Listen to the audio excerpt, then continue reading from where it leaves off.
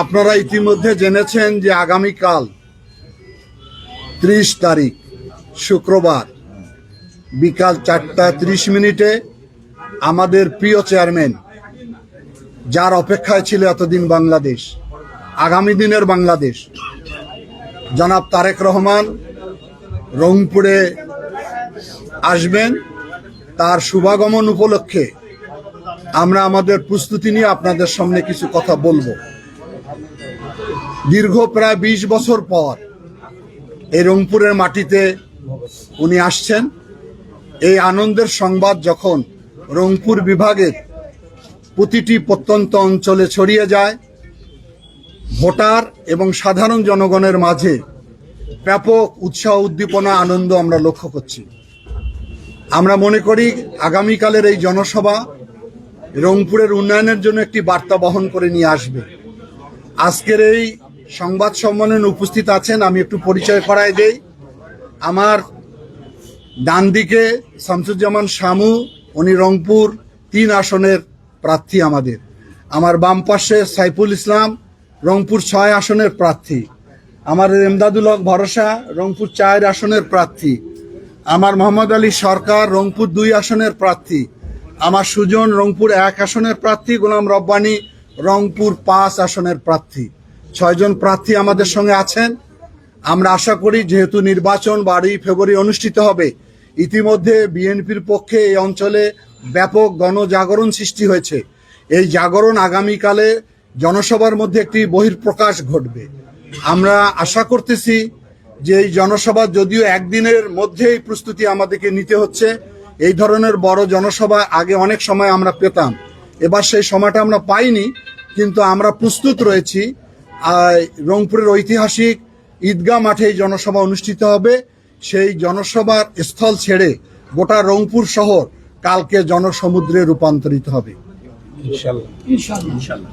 এখন কোন কথা থাকলে জনসভা করছেন কিনা এবং সেই সাথে তারিখের এই আগমন এই অঞ্চলের মানুষের আশার প্রতিফলন করবে কিনা? নির্বাচন আচরণ বিধি তো 100 ভাগই আমরা সবসময় আচরণ বিধি মেনে চলি। আচরণ বিধি ক্ষেত্রে চেয়ারম্যানের জনসভার ক্ষেত্রে কিছু শিথিলতা আছে, সেটি মেনেই চলবো আমরা।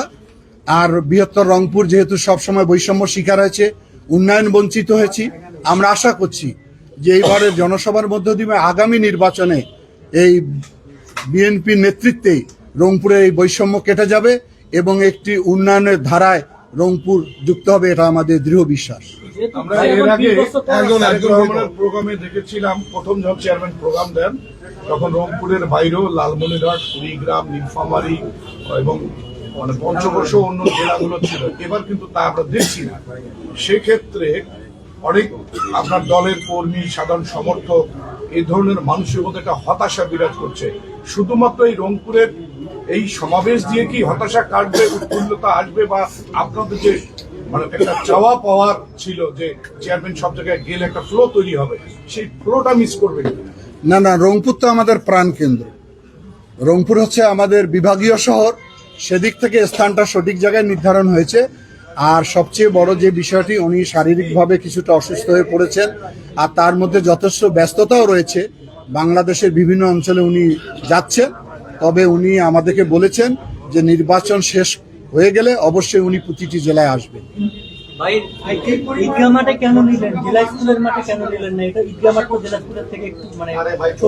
আমি মনে করি যে না, আয়তনের দিক থেকে সমপরিমাণ।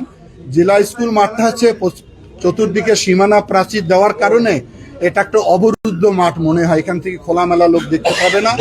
এবং ঈদগাহ মাঠ থেকে 2 দিকে রংপুর কলেজ, টেনিস মাঠ, তারপরে এইদিকে বিস্তর জায়গা, আমার মনে হয় এটা অনেক বেশি ভালো ভিজিবল হবে। জি, আপনারা এই যে কালকে যে জনসভায় কত মানুষ আশা করছেন, আর তারেক রহমান রংপুরের বিভাগের জন্য আলাদা কোনো প্রতিশ্রুতি নিয়ে আসতেছে কিনা? আমরা আমাদের পক্ষ থেকে রংপুরের ব্যাপারে কিছু দাবি ওনার কাছে ইতিমধ্যে পাঠিয়েছি, সেটা আমি একটু বলি। 1 নম্বরে আমরা চাই তিস্তা মহাপরিকল্পনা বাস্তবায়ন। লালমনিরহাট, ঠাকুরগাঁও জেলা বিমানবন্দর চালু করতে হবে। ভারী শিল্প ও গ্যাস সংযোগ দিতে হবে রংপুরে। কৃষিভিত্তিক প্রক্রিয়াজাতকরণ শিল্প করতে হবে এখানে। পর্যটন শিল্পে আধুনিকীকরণ করতে হবে, দক্ষ মানব সম্পদ প্রযুক্তি কেন্দ্র স্থাপন করতে হবে যাতে আমরা ম্যান পাওয়ার বাইরে পাঠাতে পারি। রংপুর বিভাগের প্রতিটি জেলায় অর্থনৈতিক অঞ্চল প্রতিষ্ঠা করতে হবে। বিদেশি বিনিয়োগকারীদের মাধ্যমে বড় বড় বহুজাতিক প্রতিষ্ঠান কারখানা স্থাপন করতে হবে। রংপুর বিভাগের প্রতিটি জেলার সমন্বয়ে এশিয়ান হাইওয়ে তৈরি করতে হবে। রংপুর বিভাগের বন্ধ হয়ে যাওয়া স্থলবন্দরগুলো চালুকরণ আধুনিক করতে হবে। রংপুর বিভাগের প্রতিটি জেলা উপজেলা শিক্ষা চিকিৎসার ব্যবস্থা আধুনিকীকরণ করতে হবে। সর্বোপরি আমাদের আবু সাইদ বীর যোদ্ধা তার নামে একটি বড় প্রতিষ্ঠান স্থাপন করতে হবে। আর কেমন লোক আশা করছেন যে আপনার আগামীকাল? আমি তো একটু আগেই বললাম যে রংপুরের ওই ঈদগাহ মাঠ উপসিয়ে গোটা রংপুর সহ শুধু মানুষ দেখা যাবে সেদিন কালকে। আরেকটি সেই প্রস্তুতি কি আপনারা নিয়েছেন? নিয়েছেন না? যদিও খুব অল্প সময় আমরা পেয়েছি, কিন্তু আমরা আশা করতেছি এই অল্প সময়ের মধ্যে মানুষের যে আগ্রহ, মানুষের যে আকাঙ্ক্ষা, সেটি কালকে প্রতিফলন করবে। শেষ প্রশ্ন দুলু ভাই, সেটা হচ্ছে যে দেখা যাচ্ছে যে এই নির্বাচনী যে প্রচার প্রচারণাগুলোতে জামাতের সাথে একটা সংঘাতে জড়িয়ে পড়ছে, এইটা কি দিন দিন বাড়বে না কমবে? না, এটা তো বাড়া কোনোভাবেই বাঞ্ছনীয় নয়। নির্বাচনের শান্তিপূর্ণ পরিবেশ বজায় রাখা সব দলেরই দায়িত্ব, এবং সেখানে যদি এই ধরনের কোনো বিচ্ছিন্ন ঘটনা ঘটে সেটা অনেককে আতঙ্কিত করে। আমরা চাই দীর্ঘ 17 বছর পর একটা উৎসব মুখর আনন্দ ঘন পরিবেশে নির্বাচন অনুষ্ঠিত হোক, প্রতিযোগিতামূলক নির্বাচন হোক। মানুষের মধ্যে যে ভয় ছিল, নির্বাচন নিয়ে শঙ্কা ছিল, সেটা যেন কেটে যায়। আমি মনে করি সব রাজনৈতিক দল এ ব্যাপারে দায়িত্বশীলতার ভূমিকা রাখবে। 24 ঘন্টার নোটিশে আপনাদের এই প্রোগ্রামটি সেট করা হয়েছে, সেদিক থেকে 33 আসন থেকে নেতাকর্মীরা আসতে পারবেন কিনা এবং 33 আসন নেতাকর্মী আসবেন কিনা? 33 আসনের প্রার্থীরা তো আসবেনই, তাদেরকে আমরা আহ্বান জানিয়েছি। তাদের সঙ্গে তো কিছু নেতাকর্মী আসবে, অবশ্যই আসবে। আচ্ছা, আরেকটি প্রশ্ন যেটি এখন আমরা অনেক জায়গায় দেখছি, বিভিন্ন সোশ্যাল মিডিয়া করছে, বিভিন্ন লোকজনও বলা বলি করছে। আমরা যেহেতু সাংবাদিক মাঠ পর্যায়ে কাজ করি, এবারে নির্বাচন নিয়ে আরেকটা রিউমার বা একটা আশঙ্কা তৈরি হয়েছে যে এই একটি বিশেষ দল তাদের প্রশিক্ষণ প্রাপ্ত লোকজন দিয়ে নির্বাচনকে ইঞ্জিনিয়ারিং করতে পারে বিভিন্ন ভাবে।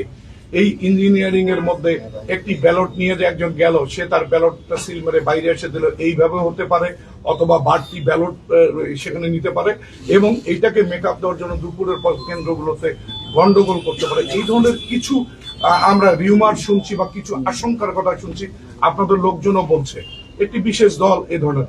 সেক্ষেত্রে আপনারা যে জনসংযোগ করছেন, জনগণকে এ ব্যাপারে আপনারা সতর্ক কোনো মেসেজ দিচ্ছেন কিনা, আর এ ধরনের কোনো রিউমার মানে এ ধরনের কোন ইনফরমেশন আপনাদের কাছে আছে কিনা?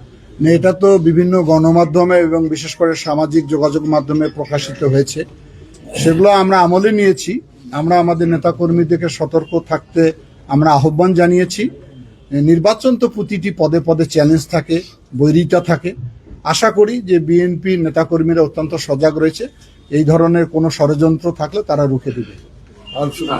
একটা প্রশ্ন এটা হচ্ছে 33 জন যে আমাদের এমপি আছে আপনি দিয়েছেন, আপনার দল দিয়েছে। আপনি দল দিয়েছে সাংগঠনিক সম্পাদক, আপনি কি আশাবাদ ব্যক্ত করছেন? 33 জনে কি ইনশাআল্লাহ আসবেন? জয়ের ব্যাপারে আপনি কতটুকু আশাবাদী? জয়ের ব্যাপারে এই জন্য আমরা আশাবাদী যে এই বিগত 17 বছর লড়াই সংগ্রাম তো বিএনপি করছে ব্যাপকভাবে, সুতরাং বিএনপির উপরে জনগণের আস্থা, আর বিএনপি তো সরকার পরিচালনারও অভিজ্ঞতা আছে। সে কারণে আমার মনে হয় যে এই রংপুরের 33টি বিভাগে যে 33টি আসন আমরা অত্যন্ত ভালো ফলাফল করবো।